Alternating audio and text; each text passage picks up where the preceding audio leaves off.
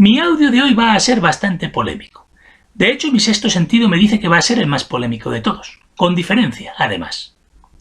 En mi audio titulado La teoría del karma, que publiqué recientemente, os comenté que si queréis hacer frente con garantías de éxito a la élite sionista, es decir, a los banqueros de Londres, Nueva York y París, debéis elegir a un líder carismático que encabece el movimiento que derroque a esos tiranos de origen extranjero.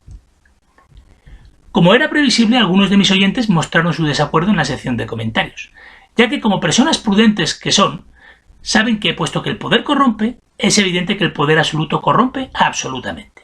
Por lo que entregar todo el poder a una sola persona es una decisión temeraria, pues dicho individuo se convertirá de forma irremisible en un dictador totalitario. Esto es así, nunca lo he negado. ¿Y qué pensabais? ¿Que lo que nuestra sociedad ha hecho en los últimos 80 años no iba a tener consecuencias? A día de hoy los recursos de nuestros países han sido acaparados por una élite extranjera. Por eso la clase media está desapareciendo. No es ninguna casualidad. ¿Vosotros de verdad creéis que si se lo pedimos de buenas maneras, esta gente nos va a devolver nuestros recursos? ¿Vosotros de verdad os creéis el cuento ese de que hablando se entiende la gente? En este mundo rige la ley del más fuerte. Y punto. Sobre este asunto no hay nada más que debatir. Si ahora nos vemos así, es debido a los graves errores que hemos cometido en las últimas décadas. Las generaciones nacidas entre 1940 y 1980 se han dejado comprar o sobornar por los banqueros internacionales. El pacto tácito fue el siguiente. Los banqueros se quedaban con el control de las imprentas que imprimen el dinero y a cambio imprimirían billetes de la nada y a lo loco y los repartirían entre la gente, asegurándose de que nunca nos faltaran billetes en el bolsillo para que diéramos rienda suelta a un consumismo desaforado. Lo que ha hecho la gente, y ni siquiera son conscientes de ello, es vender su alma al diablo. El problema es que al imprimir esta ingente cantidad de dinero se ha generado una deuda colosal. Pero no pasa nada, todo esto ya estaba previsto desde el primer minuto. Lo que harían los banqueros y las generaciones nacidas entre 1940 y 1980, cuando la deuda se hiciera insostenible, es cargar esa deuda sobre la espalda de los nacidos a partir de 1980.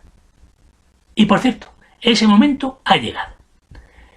Mientras tanto, en el periodo comprendido entre 1945 y 2020, los banqueros han impreso cierta cantidad de dinero en secreto, y con ese dinero se han dedicado a comprar los mejores activos de cada país, las mejores empresas y las mejores propiedades, y sus recursos naturales también, obviamente. Ahora todos nuestros países están endeudados hasta las cejas. De hecho, todos tienen una deuda de más del 100% del PIB. Lo que no me entra en la cabeza es que todavía no se hayan declarado en quiebra, que nuestros gobiernos no hayan admitido que están en bancarrota y que aún sean capaces de pagar su nómina a los funcionarios y su pensión a los jubilados. Esto es inaudito. Jamás en la historia de la humanidad se habían visto semejantes niveles de corrupción y de manipulación de la economía. Ahora los banqueros ya se han adueñado de los bienes más valiosos de nuestros países. Y por eso he llegado a la conclusión de que dentro de poco van a dejar caer la economía, pues ya no ganan nada manteniendo en pie todo este tinglado, este circo. Ciertamente podrían prolongarlo 10 años más, 20 años más incluso, pero no lo van a hacer, pues como digo, ya no les conviene. De hecho, ahora lo que les conviene es pasar a la siguiente pantalla, a saber, implantar una única moneda a nivel mundial. Y para conseguir este objetivo, lo ideal es dejar que el mundo se hunda en el caos, pues ese es el escenario ideal para presentarse ante nosotros como nuestros salvadores, proponiéndonos como solución la historia esta de la unificación monetaria. Así están las cosas. La situación es crítica, la situación es desesperada. Estamos al borde del abismo. Nuestras sociedades y nuestras naciones están a punto de ser aplastadas bajo su bota. Esto es así. Y sin embargo, no puedo demostrarlo. ¿Vosotros sois conscientes de la impotencia que sentimos yo y la gente como yo, que trata de advertir a sus conciudadanos de todo esto y comprobar que no podemos hacerlo porque aparentemente todo está en orden? Hoy el cartero de tu barrio ha entregado la correspondencia puntualmente. Hay pan en las panaderías, hay médicos y medicamentos en el hospital, hay policías patrullando y bomberos apagando incendios. Y yo aquí histérico, atacado de los nervios, gritando como un energúmeno que se acerca al fin del mundo. Menudo espectáculo. Por eso no muestro mi rostro, porque no quiero ir por la calle y que todo el mundo me señale y se ría de mí. Dicho esto, os pido por favor que reflexionéis.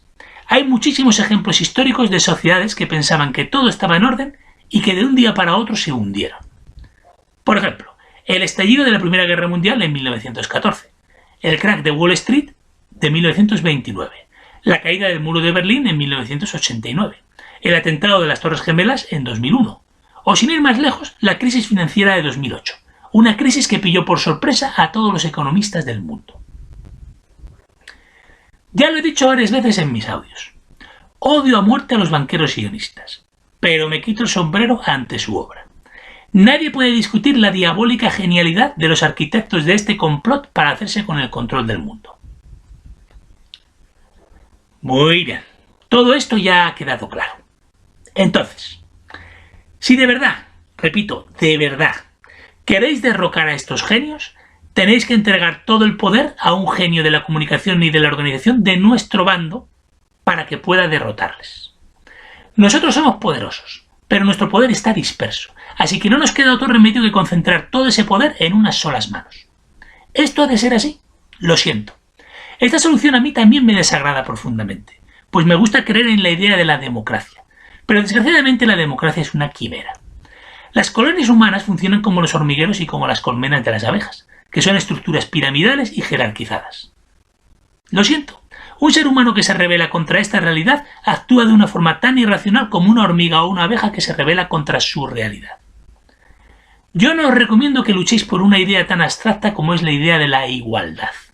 Es un objetivo demasiado ambicioso, utópico. Creo que es más razonable que luchéis por la meritocracia. Esa sí que es una causa asequible, dándose además la paradoja de que la meritocracia es la vía más efectiva para acercarnos al ideal de una sociedad lo más igualitaria posible. Constato que aún hay oyentes que no ven claro todo esto. Vamos a ver. Cuando un ejército se va a enfrentar a otro en una batalla total, a cara o cruz, ¿qué creéis que es más razonable y eficiente? ¿Que los planes de la ofensiva sean conocidos por 5 generales o por 100 generales? Cuantas más personas conozcan los planes, más posibilidades hay de que dichos planes lleguen a las manos del enemigo, por accidente o sobre todo por traición, a cambio de dinero. Por eso en situaciones de emergencia nacional conviene que el poder esté concentrado en pocas manos. Y ahora mismo nuestros países están siendo atacados por tierra, mar y aire. Estamos en una situación de emergencia nacional total, aunque la inmensa mayoría de la gente no es consciente de ello. Y por eso pronostico que vamos a ser barridos, que el enemigo va a pasar por encima de nosotros como una apisonadora. Mucho me temo que la suerte está echada. ¿Por qué hemos sido derrotados por los sionistas, una élite extranjera de origen no europeo? Esta es la explicación, aunque vaya por delante una cosa. Los sionistas no hubieran conseguido todo lo que han conseguido sin la colaboración de los estúpidos anglosajones, que se sometieron a ellos dócilmente y se convirtieron en su fuerza de choque, en sus soldados, en sus peleles. La comunidad sionista se rige por una abierta aristocracia meritocrática, de tal forma que en esa comunidad siempre mandan los mejores, y los que están en el medio y abajo obedecen sus órdenes sin rechistar.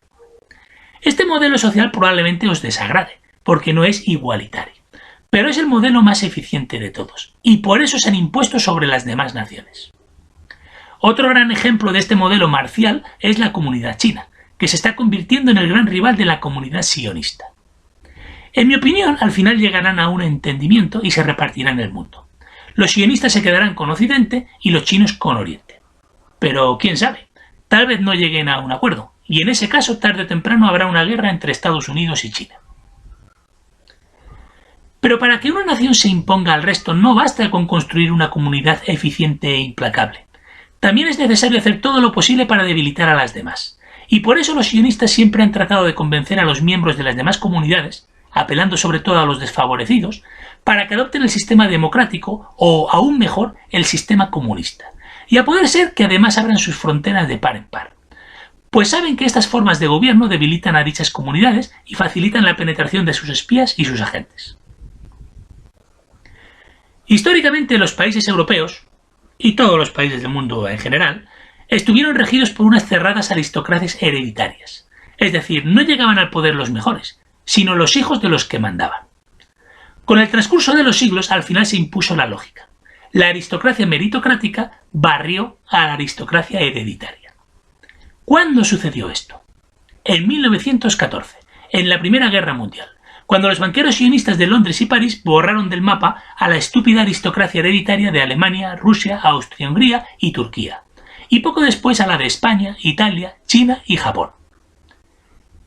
O sea, la élite sionista provocó la Primera Guerra Mundial para eliminar a la aristocracia de esos países y hacerse con el control de los mismos. Para conseguirlo, previamente propagó la ideología comunista entre los obreros de dichos países, para que dichos obreros socavaran las defensas de sus propios países desde dentro.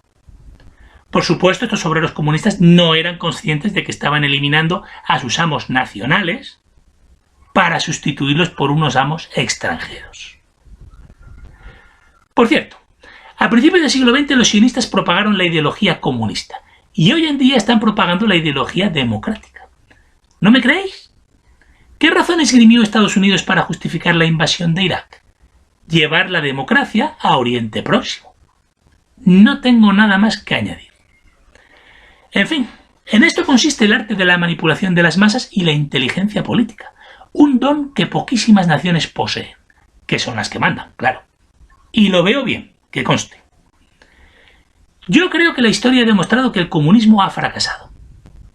Pues bien, también ha demostrado que la democracia ha fracasado. Todos y cada uno de los líderes elegidos democráticamente de todos los países durante los últimos 80 años estaban y están al servicio de los banqueros sionistas. Todos y cada uno de ellos. Esto demuestra que el pueblo llano es incapaz de distinguir a los políticos traidores de los que no lo son. Esto es lamentable, sí, pero no es culpa mía. No matéis al mensajero. El pueblo no razona, y cuando lo hace mal. El pueblo lo que tiene que hacer es dejarse guiar por su instinto, pues su instinto a veces acierta, y debe aupar al poder al líder correcto. Creo que me he explicado bastante bien, pero por si acaso pondré un ejemplo gráfico. Imaginad que en un jardín hay dos hormigueros, uno de hormigas rojas y otro de hormigas negras. Ahora imaginad que los astutos líderes del hormiguero rojo envían espías y agentes subversivos al hormiguero negro para incitar a las hormigas obreras a rebelarse y cortarle la cabeza a la hormiga reina, para acto seguido proclamar como nueva reina a una hormiga roja. Brillante. Es un espectáculo glorioso. He de deciros una cosa. Vosotros creéis que estáis viviendo en una época normal de la historia, en una época no especialmente emocionante. Estáis muy equivocados. Estáis siendo testigos de cosas increíbles. El problema es que todo está sucediendo en la sombra y casi nadie se está percatando de ello. El otro problema es que la élite actual es satánica, y por tanto lo que hay en juego no es simplemente que una nación domine a las demás, que es lo que sucedía en el pasado. Hoy en día está en juego el destino de la humanidad, pues estos lunáticos han propuesto cambiar la naturaleza del ser humano. Quieren imponer una dictadura financiera total para dominarnos a todos desde que nacemos hasta que morimos, e implantarnos a todos un chip en la piel, e incluso promover el transhumanismo. Estáis advertidos. Estamos viviendo tiempos excepcionales y peligrosísimos para el futuro de la humanidad.